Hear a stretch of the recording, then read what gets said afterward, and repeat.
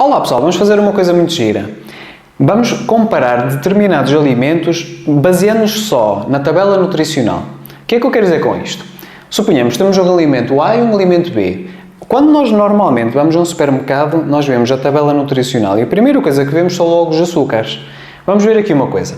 Suponhamos o abacate em comparação, por exemplo, com os Doritos, que é um ultraprocessado que muitas pessoas comem, o abacate tem mais açúcar, tem 1 grama de açúcar.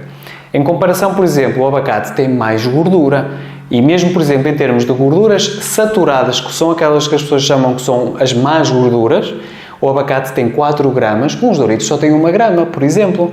Em termos de hidratos de carbono, é mais ou menos uma coisa com a outra. Se nós tapássemos aquela imagem e esta e olhássemos só para isto, nós íamos pensar: o alimento B é muito mais saudável do que o alimento A. E porquê é que eu estou a fazer este vídeo? Porque vocês vão chegar a um ponto em que vão-se aperceber que, quando nós lemos uma tabela nutricional, isso não quer dizer nada se é saudável ou se não é saudável. Porque nós, por exemplo, quando lemos, por exemplo, os Doritos, o que é que nós vamos ler? Vamos ler, por exemplo, óleo vegetal de palma e de soja, que é altamente refinado, ômega 6, que são altamente inflamatórios, ou, por exemplo, lemos o que é? A maltodextrina, por exemplo, lemos, por exemplo, a frutose, e fora disso, um conjunto de químicos para quê? Para melhorar a cor do alimento, o sabor do alimento, a própria textura, até o próprio cheiro do alimento. Portanto, quando vocês querem perceber se algo é saudável ou não, têm que ler os ingredientes, não é só ver, por exemplo, a tabela nutricional. Vamos dar aqui, por exemplo, outro exemplo.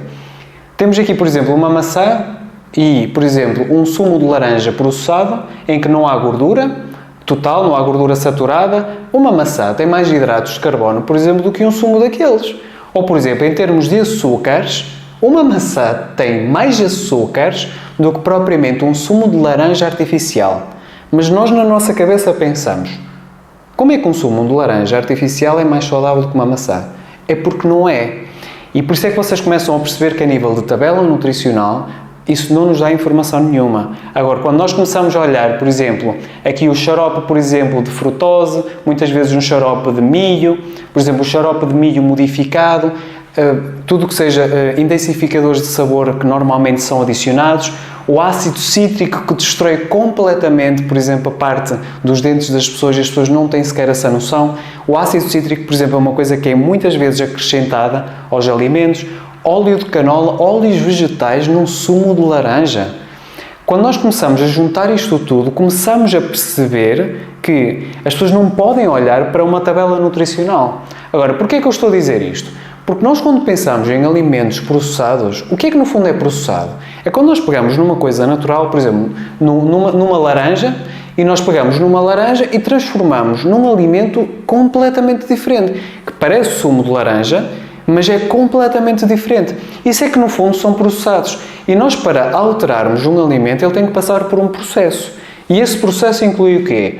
Uma pressão alta, um calor, por exemplo, alto, químicos, por exemplo, determinados solventes que são acrescentados, alguma coisa, por exemplo, que altera o sabor, por exemplo, a cor, por exemplo, daquele alimento, algo que é pulverizado, a própria textura do alimento, algo, por exemplo, que altere, emulsionantes, enfim, um conjunto de coisas.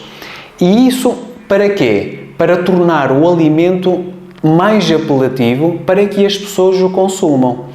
Isto parece um bocadinho confuso, mas na realidade eu quero que vocês decorem 3 coisas que têm que ter muito cuidado quando vocês leem, por exemplo, os ingredientes de um determinado alimento. Agora, por exemplo, se nós lermos uma situação como amido modificado ou derivados de açúcares, que não é só açúcar, dextrose, a maltodextrina, na escala do açúcar, é mais alto do que o próprio açúcar, do ponto de vista de glicemia. Isso está em muito sítio, até a nível de suplementação. Portanto, vejam os suplementos, por exemplo, que vocês estão a tomar, que não tenham maltodextrina, porque não cabe na cabeça de ninguém uma situação dessas. Agora, por exemplo, óleos vegetais. óleo de colza de canola, óleo de girassol. Sabem que a própria bebida vegetal tem óleo de girassol?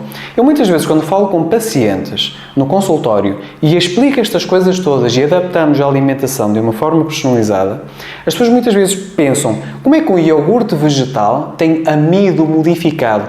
Que é outra questão. Os amidos, na nossa cabeça pensamos que ou é um derivado farináceo ou um hidrato de carbono, mas grande parte desses amidos estão com nomes escondidos que representam outras coisas.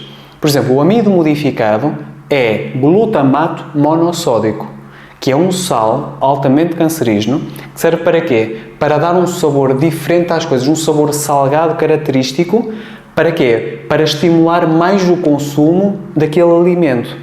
E muitas vezes nós lemos estas coisas nos ingredientes, pensamos que não é nada do outro mundo, mas é uma base daquilo que são os processados. 80 a 90% do supermercado são só ultraprocessados. Imaginem. Portanto, se nós não lermos as coisas e percebermos este contexto todo, nós não vamos perceber porque é que os processados são tão graves. Quando nós pensamos num alimento processado, isso não se deve chamar alimento. Porque a definição de alimento serve para quê? Para sustentar a vida, para permitir a reparação do corpo e para dar energia ao corpo. Esse tipo de comida realmente faz isso? Não. Portanto, isso nem sequer deve ser considerado propriamente como um alimento. Muitas vezes esse tipo de alimento em que nós tiramos os minerais, as vitaminas neste processo todo industrial, por vezes, por isso é que vocês leem num determinado ingrediente, num alimento, que vitaminas são acrescentadas, minerais são acrescentados para quê? Para não criar situações de saúde gravíssimas pelo déficit deste tipo de nutrientes. E muitas vezes as pessoas pensam: porque é que cereais têm vitaminas? Porque é simplesmente uma questão nutritiva. Não, é para compensar minimamente uma coisa grave que está por trás. Portanto, assim pelo menos vocês conseguem perceber um bocadinho mais sobre aquilo que na realidade são os alimentos processados.